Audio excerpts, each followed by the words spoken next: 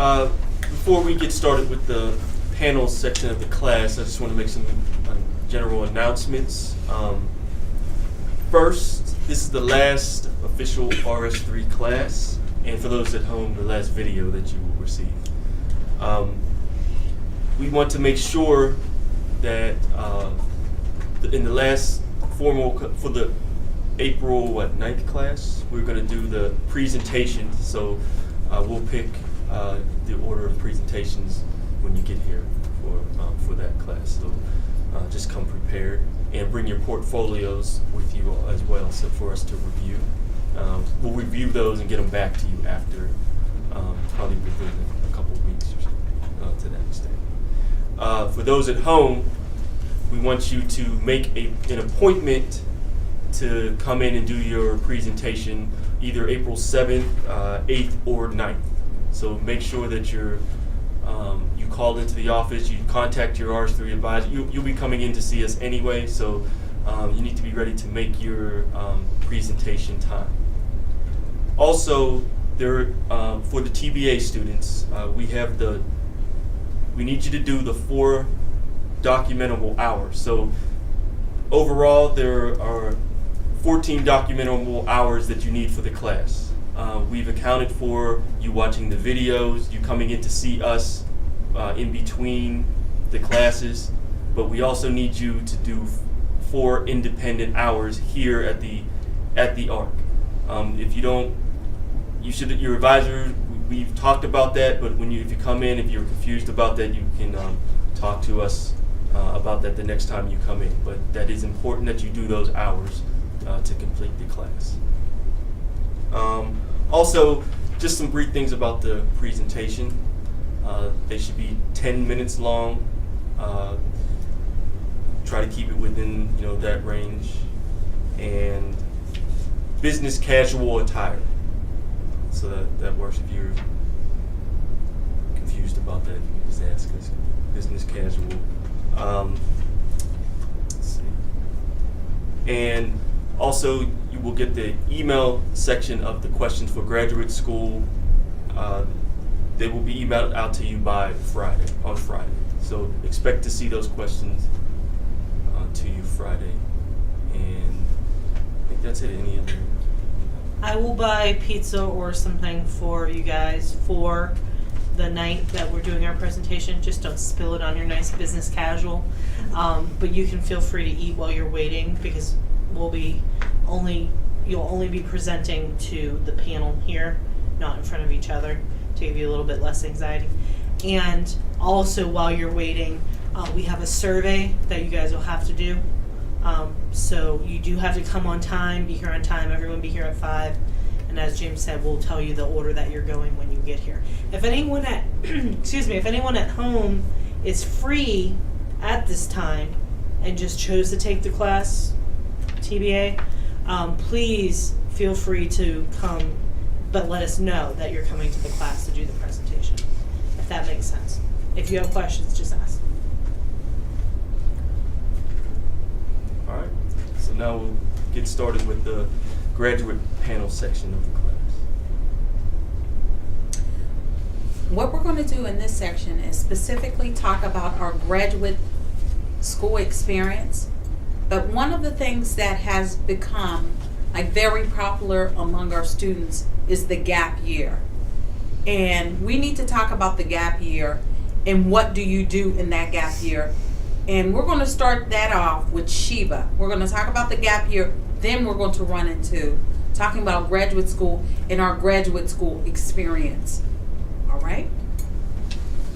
So for myself, I'm going to frame the gap year around my experience. When I was a student at the university, I decided that after I graduated, I needed time for myself. I didn't know what that time for myself looked like. I didn't even know what time for myself meant. I just knew that I was done with school and I just needed to catch my breath. And so what I chose to do was apply for an AmeriCorps program, which is a program that contracts you out for a certain number of months or a year. My program was 10 months at first, and the second year that I did it, it was an 11-month, I think it was an 11-month program. It felt like it was forever. But these programs, the two programs that I participated in, one was called Key Service Corps, and the other was called Public Allies Pittsburgh. One of the cool things for me about taking that time off and going into that kind of gap year program was that I was able to develop my professional skills. I was able to network within communities and with other colleagues who were interested in going to grad school but weren't sure about it as yet, or people who just needed a little time off, or just unconventional individuals living an unconventional life who just decided, I want to just quit my job and do a year of service. And that's exactly what they did. And so it made me, at least I feel like it made me more marketable, because in these programs, a lot of them are set up. And it's not just AmeriCorps programs. There are a ton of gap year programs. So for anyone who's interested in learning more about that, we can create a packet for you that has a lot of information so that you can have an idea of where to get started. Because you have Peace Corps, you have military programs, there's just a ton out there that would basically fit you depending on your needs, okay? So for myself, doing Key Service Corps, I was placed in a school. So you had two aspects to this. One, you're an AmeriCorps worker, and then two, you're placed in kind of like an internship. And my first internship was at Peabody, which no longer exists, but it was the high school Peabody. And what I did was I had an opportunity to work with juniors and seniors on their graduation project. Now that's completely different for the City of Pittsburgh schools, but at that time they had to create a project on their own. So it's kind of like research based. So I was able to support students in doing research, which in turn taught me a few things about my own research skills and things that I could do to improve my own skill sets. Then the year after that, I did the Public Allies program. What was excellent about the Public Allies program was that mandatory every Friday was professional development. You learn things like conflict resolution, you learn how to network, you learn how to do follow-ups. We learned how to do community asset mapping. So if you're in social work and you say, you know what, I need to figure out how do I engage community? How do I even dialogue about the challenges that I see? And in this program, it teaches you that the people, you have to listen to what the people need as opposed to what you think they need. So that was a part of the community asset mapping. What's in the community that they already have, and how can it be used as a resource? So just learning how to think differently about what I wanted to do and think differently about community organizing or politicians. You can talk to a politician. It's not difficult. But before I started that program, it was kind of like you're so far away from me, I can't even touch. But in reality, you have rights, and you can talk to your state reps and everyone, actually. If you need to write a letter, you write that letter, especially in regards to SSS, that Miss Lisa can provide more information on. But I didn't know that my voice was louder than just here between us in this moment. It's bigger than that. And so I learned that through the program. And it was an opportunity for me to settle my mind, get an education award. So some of these programs have excellent benefits. So you can get an Ed Award. Now it's gone up to $5,500 or something. When I was doing it, it was like $4,700 or something like that. But now it's gone up. So you're giving a year of service. You're getting valuable skills that you can put on your resume. You're learning how to be a manager. In some of the programs, you act as a manager. You're supporting different nonprofit organizations in their work. You're helping communities. You're helping people. And so it was really fantastic. If you want to do something international, there are programs for that. So it's just about figuring out what you want to do, what works for you, and what you need it for. So it's definitely something that really supports your resume. Sheba, what are some examples of other places that people who were doing the same thing you were where were they placed? Oh, excellent question. So I can speak more for the Public Allies component. We had students, we had allies placed at Propel. I believe we had at Propel Charter School, at the YMCA. It was an all-women's YMCA in Homewood. And it was within the robotics program, which was very interesting. So that student, she would report back to us in our Friday debriefs about learning technology that she had never been exposed to and learning how to communicate with students around the concept of technology. I myself was placed with Infinite Family, which I had never heard of until I participated in this program. And it's a program that connects children in South Africa with adult mentors internationally, all over the world. So you could be placed with any kind of nonprofit, maybe the hospital. It all depends on what the need is for the program and whether or not an ally or any other type of health corps member can support. So, I mean, it runs the gamut of opportunities in regards to where you can work. Thank you. Placements. So I know I also have a colleague who had an AmeriCorps worker at the library in Braddock. So yeah, it runs. So I just wanted them to know that, you know, there's different places that you can go. And I was just curious. No, that's awesome. And can I add one more thing? For anyone who's interested in medicine, like yourself, you want to go to school to become a doctor, there's also the Health Corps. And that's a really cool program. And Peace Corps does a lot of overseas work where you get an opportunity, maybe, depending on location, to do agricultural work or work in clinics and things of that nature. So there's a lot of variations just based on what you like. You just type it in and you look for it. And again, if you need information, we can find some information for you. Any other questions about it? As you can see, there's a plethora of things available. If you're not ready to go to graduate school and you're really not sure where you want to go to graduate school, or you're not sure what career path you want to go to, these are opportunities that you can take and to further your understanding of what the occupation is like. I know that we talked about the gap year or gap years depending on the program, but now we're going to get down to the nitty gritty and we're going to talk about graduate school. And we're going to talk about the graduate process from our perspective. Some of the things that I would like to talk about is the traditional student who leaves the undergraduate experience and goes directly to graduate school. Michelle and James are going to talk about that. And then we're going to talk about the non-traditional student who actually works in the field and goes to graduate school. That's BEP. And someone who works in the field or worked in the field and left the field of education and went back to graduate school as a full-time student. Different perspectives of how we did our process. It's valuable that you learn. Not everyone goes directly to graduate school. And if you do, some go directly to graduate school and they go part-time or whatever dynamics. So you're going to get a perspective from each one of us about our experience. And we're going to start with Michelle. Okay.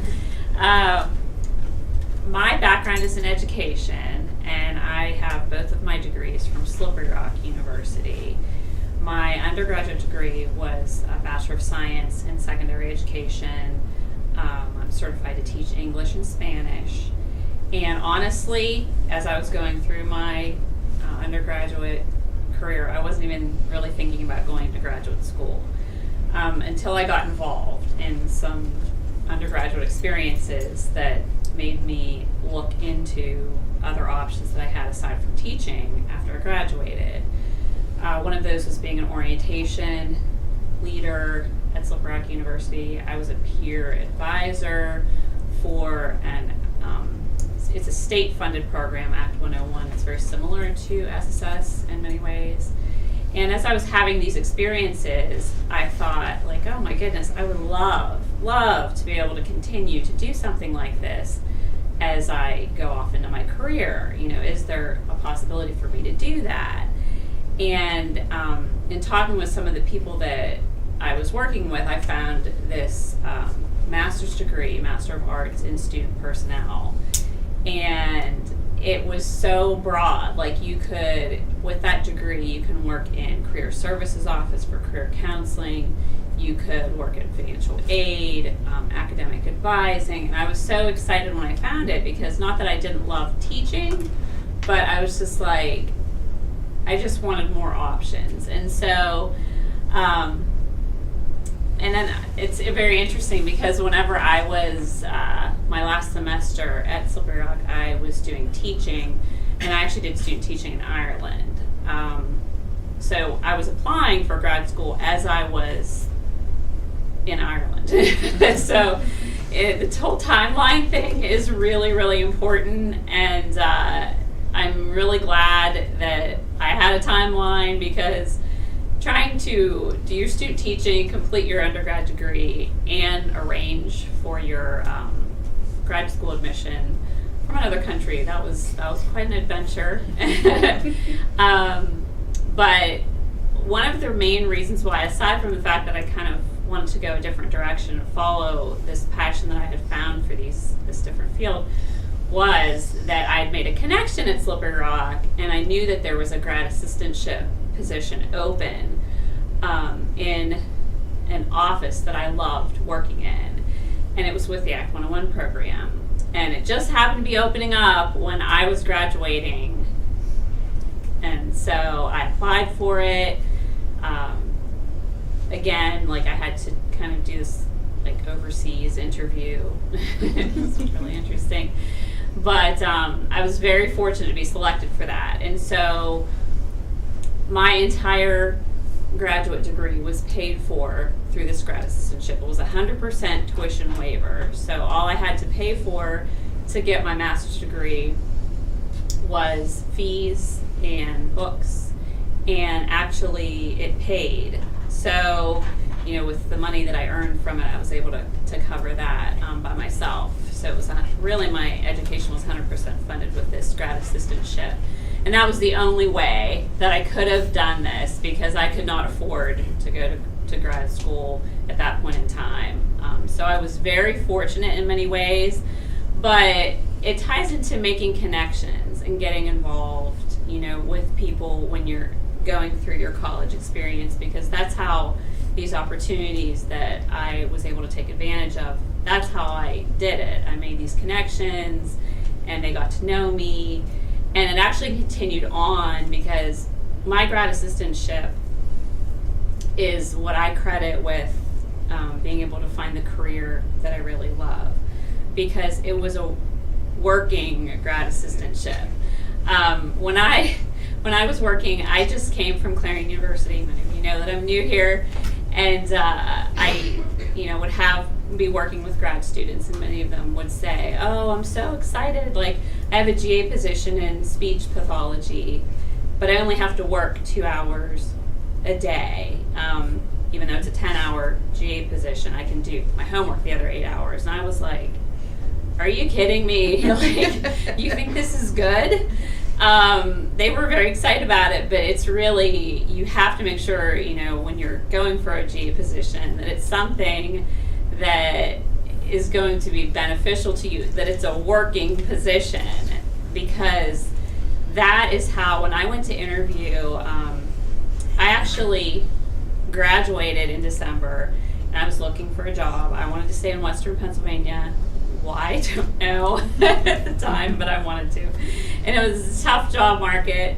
So my GA supervisor, I was working at the Grove City Outlet Mall at the time, had asked me to come back and just volunteer to do a presentation at a local conference with her.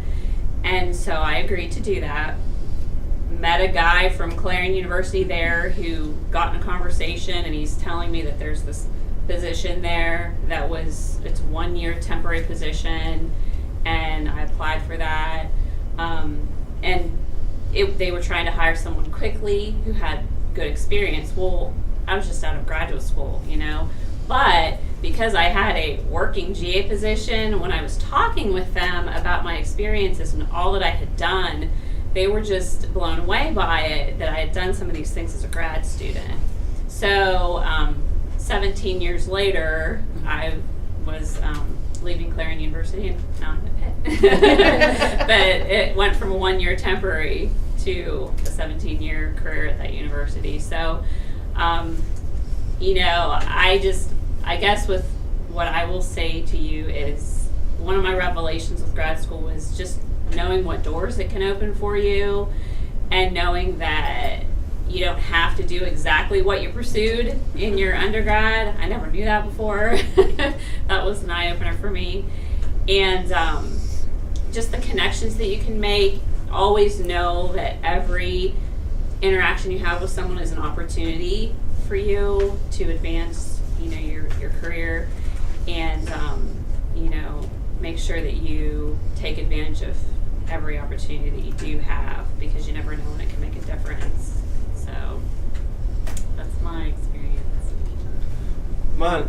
My experience is similar, a little bit similar to Michelle's. I went, but my background was I started community college. I got an associate degree in elementary ed, so I thought I wanted to be a teacher. Then I went to IUP, Indiana University of Pennsylvania, and I decided that I wanted to move more towards sociology. I was more into social issues, and so I went up there and I graduated with a sociology degree. But I was able, through communicating with a lot of professors and staff members up there, I saw the value in doing that. And I also had the extra benefit, since I have a twin who was at another university. He was actually at Slippery Rock University, and he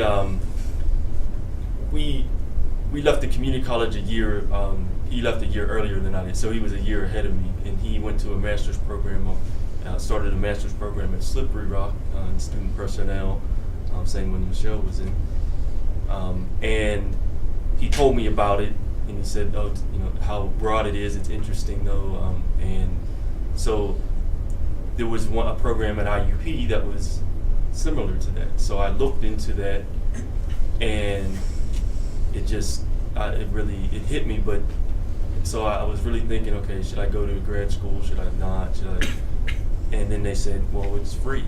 So I said, okay, well, I'm going to grad school. So I took the opportunity. I got an assistantship with this program on student affairs and higher education. And what it was similar to what Michelle was talking about, working with the different, anywhere within a university, programming. It ran the gamut of what it talked about in the program, but my specific duties were to work.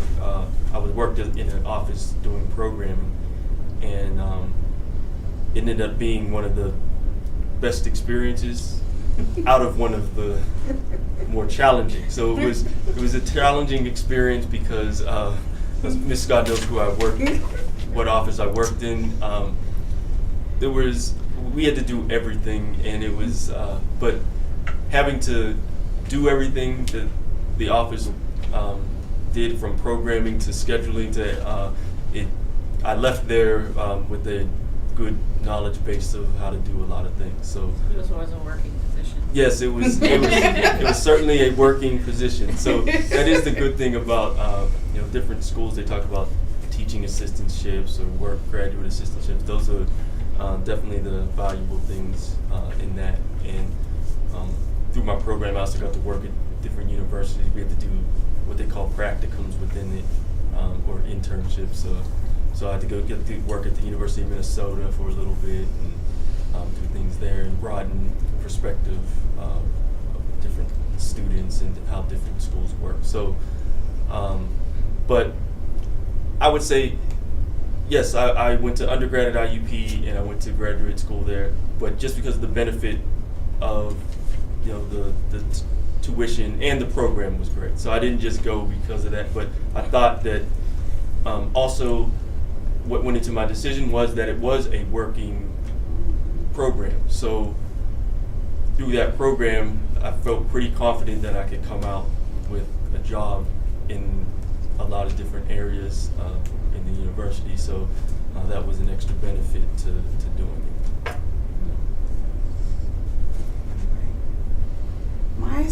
My experience is a little different. I have to talk from the perspective of being a trio upper bound student, because I really thought I would never go to college. So that alone is huge, okay? For me to complete an undergraduate degree was like, wow, that was huge within my family because no one had done that. So that's important to say. And it was a part of Upper Bound that you continue on. You're in the SSS program, but I was in Upper Bound, which is the high school component. They helped me to even apply to college. So that was huge because I couldn't pay for even to apply for college. That's the truth. So as a result of going to college, I had a double degree in both education and psychology. I love both of those degrees, but I knew that I needed to do something specific. I thought I wanted to work with children, so after I finished my bachelor's degree, I actually taught for a year. And I knew after that year that I needed to do something different, because being in a one-box room was not me. You know, I needed more than that. What I found out on the undergraduate level when I was participating at the school I attended, that there were programs that I was engaged in. And I knew that I loved working with college students. While in college, I did a lot of things in college, but I knew I loved working with college students. And what happened is I actually got engaged in working with the Upper Bound program that I had graduated for at the college level. And through that experience, they were telling me that you need to go to graduate school. You need to go to graduate school. And I was like, oh, really? So I started looking around for a program that put my passion of working with college students together and trying to help other people go to college. I was like, oh yeah. And it ended up with being student affairs. And I actually went to the same program James went to, but at a different time. When I started looking for programs at the graduate level, because I was already a working professional, I had already been out there.